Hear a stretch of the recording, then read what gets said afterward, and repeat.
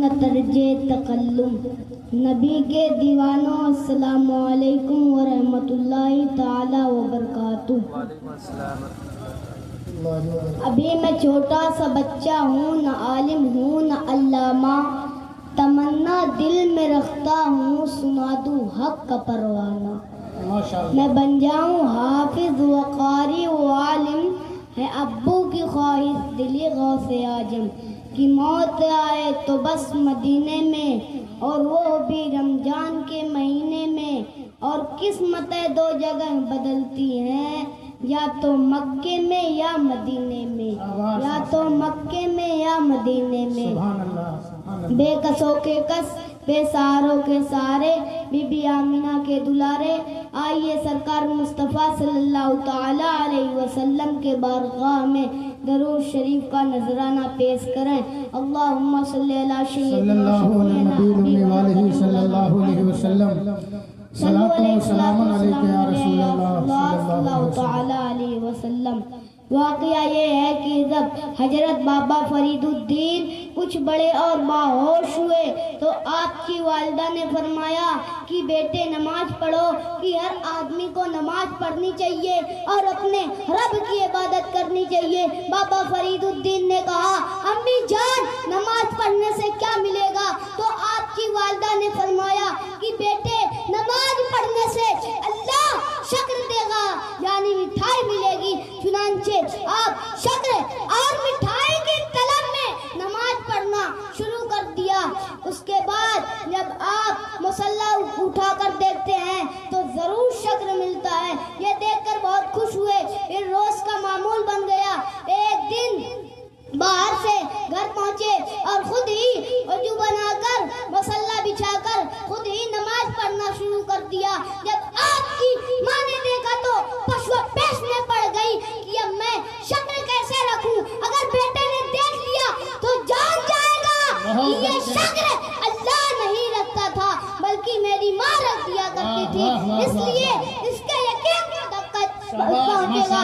چنانچہ آپ نے دعا کیجئے، ہاتھ اٹھاتی ہے اور آگے کرتی ہے، اے میرے مولا تو میرے بیٹے کی لاج رکھ لے، یہاں تک لانا میرا کام تھا، اب اس کو سنبھالنا تیرا کام ہے۔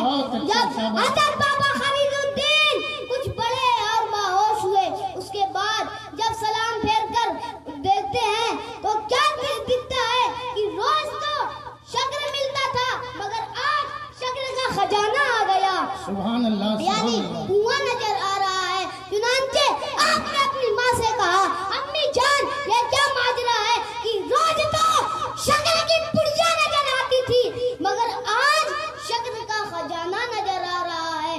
تو آپ کی والدہ نے فرمایا کہ بیٹے میں تمہیں نماز کی عادت ڈالنے کے لیے اور نماز کی عادی بنانے کے لیے روزانہ شکر کی پڑیا رکھ دیا کرتی تھی، مگر آج جب مجھے رکھنے کا موقع نہ ملا تو میرے محبوب نے اپنے کرم و فضل سے شکر کا خزانہ عطا فرما دیا۔ بہت اچھے، واہ واہ واہ، شاباش۔ سرکار مصطفیٰ صلی اللہ تعالی علیہ وسلم 470 ہجری شہر جیلان میں پیدا ہوئے۔ 17 برس کی عمر شریف تک سرکار اپنے شہر کے مختم میں پڑھتے رہے۔ پھر آپ کے دل میں یہ شوق پیدا ہوا کہ اب بغداد چلے اور وہاں دین کی اونچی تعلیم حاصل کریں۔ چنانچہ آپ نے اپنی والدہ سے ارادہ ظاہر کیا اور آپ کی والدہ بغداد جانے کی طلب اجازت دی۔ اس کے بعد جب چلتے وقت آپ کی والدہ صدری کے نیچے سل دیا چال شفیہ رکھ کر جب آپ چلنے لگے تو آخری بات آپ کی والدہ نے کہا کہ بیٹا ہر حال میں سچ بولنا، زبان سے کبھی جھوٹ نہ نکلے۔ چنانچہ سرکار نے آپ پورا کرنے کا وعدہ کیا اور بغداد جانے کے ساتھ روانہ ہو گئے۔ جب شہر ہمدان سے پہنچے تو اس کے آگے بڑھے تو 7 ڈاکو شہر جنگل سے نکل پڑے اور قافلہ والوں کو گھیر کر ان کا مال و اسباب لوٹنے لگے۔ ایک ڈاکو سرکار کے پاس بھی پہنچا اور بولا صاحبزادے تمہارے پاس کچھ ہے؟ سرکار نے جواب دیا ہاں میرے پاس شفیاں ہیں۔ ڈاکو نے کہا کہاں ہے؟ آپ نے فرمایا میرے ایما میں بغل کے نیچے استر کی تہ میں سلے ہیں۔ ڈاکو نے سمجھا کہ یہ لڑکا مذاق کر رہا ہے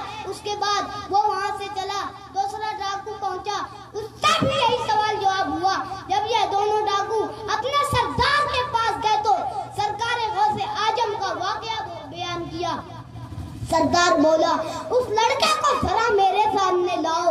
جب سرکار وہاں پہنچے تو دیکھے کہ ڈاکو آپس میں قافلہ والوں کا مال بانٹ رہا ہے. آپ سے ڈاکوؤں کا سردار نے پوچھا بتاؤ کیا تمہارے پاس کچھ ہے؟ سرکار نے بتایا ہاں میرے پاس 40 دینار ہیں. سردار نے کہا کہاں ہے؟ آپ نے فرمایا میرے غیبہ میں بغل کے نیچے استر کی تہ میں سلے ہیں. سردار نے گدڑی سیوان ادھڑوا دیا, دیکھا واقعی 40 اشرفیاں موجود ہیں. یہ دیکھ کر بہت تنگ ہو گیا, کہا کہ اے غوث اعظم تو یہ مال اندر کیوں نہیں چھپایا, کیوں صاف صاف بتا دیا تم نے؟ اس نے بڑے تعجب کے ساتھ پوچھا. حضور غوث اعظم نے فرمایا کہ چلتے وقت میری والدہ نے مجھ سے وعدہ لیا تھا کہ بیٹا ہر حال میں سچ بولنا, اس لیے میں سچ ہی بولا کیونکہ میں اپنی ماں کا ہاتھ کو نہیں توڑ سکتا تھا. ڈاکوؤں کا سردار نے یہ حقانی گفتگو سن کر رو پڑا, کہنے لگا تم ایسی کٹھن گھڑی پر اپنی ماں کا کہا ہوا وعدہ کو نہیں توڑا, اور میرا حال کیا ہے کہ میں سال سے اپنے خدا کو ہاتھ کو توڑ رہا ہوں. السلام علیکم ورحمۃ اللہ. وعلیکم السلام بیٹا, وعلیکم